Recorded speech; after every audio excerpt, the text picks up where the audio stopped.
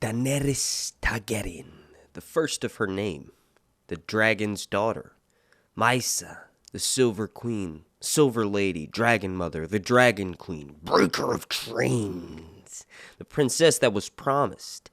Bride of Fire, Daughter of Death, Slayer of Lies, Child of Three, Daenerys Stormborn, the Unburnt, Queen of Marine, Queen of the Andals, and the Rhaenyra and the Firstman, Khaleesi of the Great Grass Sea, Breaker of Shackles, and Mother of Dragons.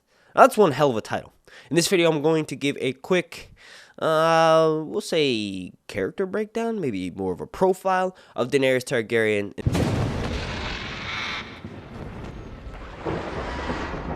Okay, now real quick, for those who are unaware, a lot of people think, wrongly, that Daenerys is going to be the Mad Queen. Now, her later chapters in Dance don't exactly help people who think the opposite of that, who think, she's probably going to die as a martyr, right? That's honestly where the Mad Queen comes from, right?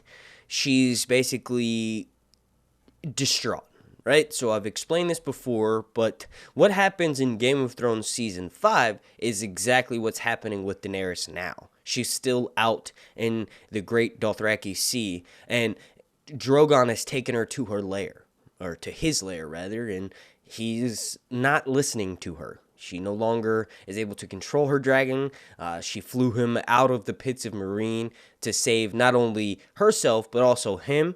Hizdahl Zolorak, who controlled the fighting pits and is Daenerys' husband at this time in the books, actually told his men to kill the dragon. So Daenerys sees this happening. The dragon is summoned to the dragon pit because of all of the blood and chaos that's happening.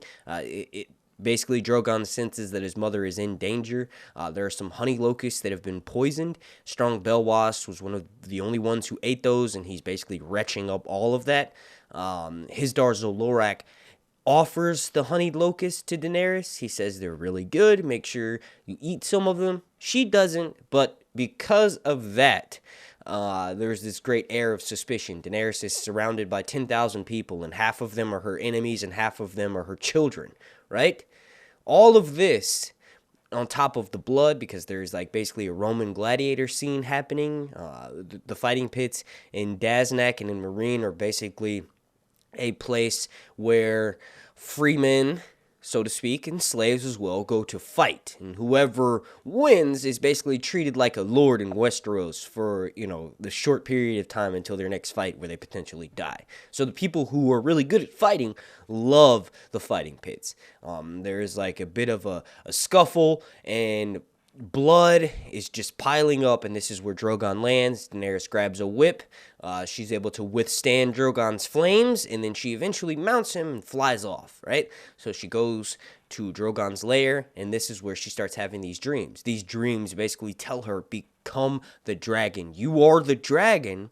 And basically, because you are a dragon, and no one else is, they're all sheep. They have to do what you say. If they don't, then burn them.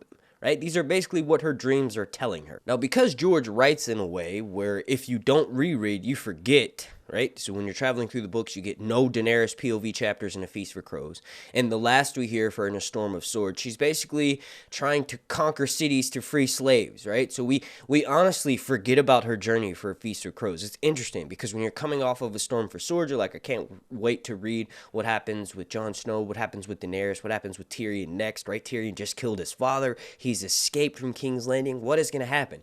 And then bam, George releases A Feast for Crows, and then we all kind of forget about that. We get new POVs from Cersei and Samwell and Jaime. And Brienne, they mostly take up the entirety of that book. And because of that, people kind of forget that beforehand, Daenerys was literally a mother to her children. And if you pay attention to these stories, mothers are always right. Right, so Daenerys cares for the slaves and the common people more than anything else.